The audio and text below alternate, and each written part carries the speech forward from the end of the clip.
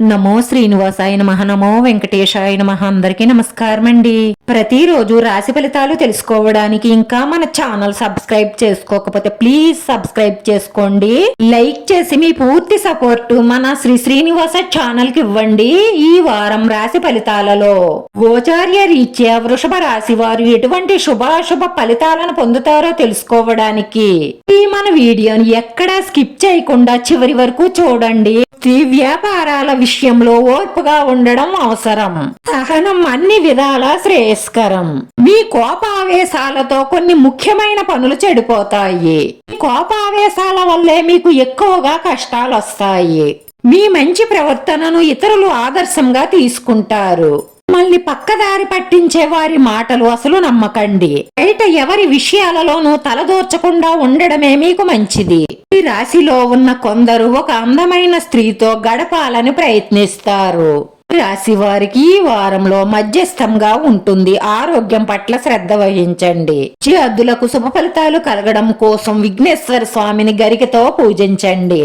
ఈ వారంలో ఒక స్త్రీతో స్నేహం చేస్తారు. ఆ స్నేహం రాను రాను ప్రేమగా మారుతుంది. మేము చెప్పే ఈ గోచార ఫలితాలు ఈ రాశిలో ఉన్న అందరినీ ఉద్దేశించి చెప్తాము కాబట్టి వారి వారి వయసుని బట్టి వారి వృత్తి ఉద్యోగ వ్యాపారాలను బట్టి వారి పరిస్థితులను బట్టి వారికి జరుగుతూ ఉంటాయి. అందరి పరిస్థితులు ఒకేలా ఉండవు కదా.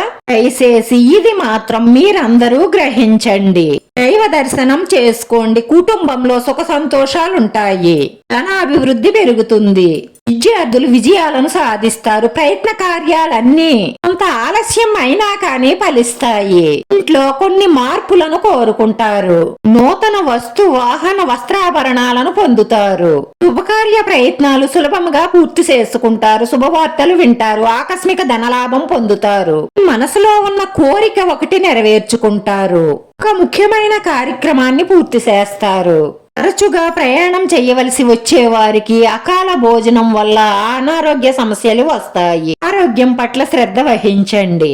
చిన్న చిన్న విషయాలకే సికాకు పడతారు. మానసిక ఆందోళన పెరుగుతుంది. నిద్రలేమి ఉన్నవారు, మానసిక ఒత్తిడులతో బాధపడుతున్నవారు, మానసిక ప్రశాంతత లేకపోవుట, ఖర్చులు అధికమవుట, మీకు అవ్వవలసిన పనులలో ఆటంకాలు ఎదురవ్వడం, ఆర్థిక సమస్యలతో సతమతం అవుతున్న వారు ఈ చిన్న పరిహారం చెయ్యండి.